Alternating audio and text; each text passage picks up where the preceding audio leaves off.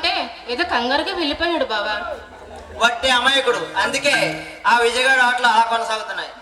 బావా, విదేశాల గురించి చాలా గొప్పగా చెప్పుకుంటారు, కానీ ఇక్కడ ఉన్నంత స్వార్థం మరెక్కడా లేదు.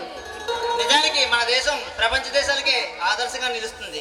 నేను చదువుకున్న రోజుల్లో మన ఊరు గురించి చాలా గొప్పగా ఊహించుకునేదని బావా.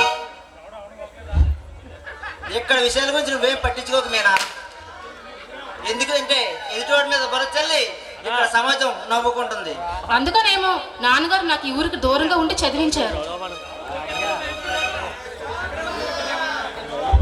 ఇక్కడ వ్యవహారాన్ని నేను చూసుకుంటాను, మధ్యలో ఆగిపోయి నీ చదువును పూర్తి చేయమేనా.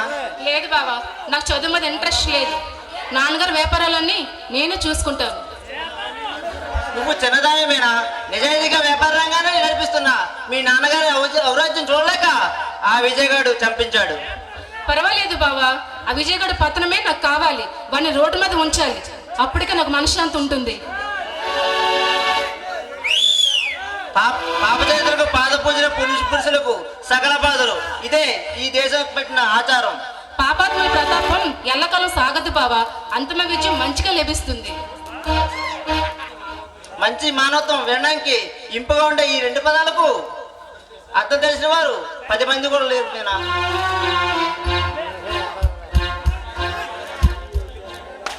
సంసారానికి సమాధి కట్టి మానవతానికి మంట పెట్టి మంటలోకి నెట్టి రాజకీయాన్ని రాక్షసంగా పెంచుకున్న ఈ మనుషుల కోసం ఆ భగవంతుడు కూడా పాషాణంగా మారిపోతాడు.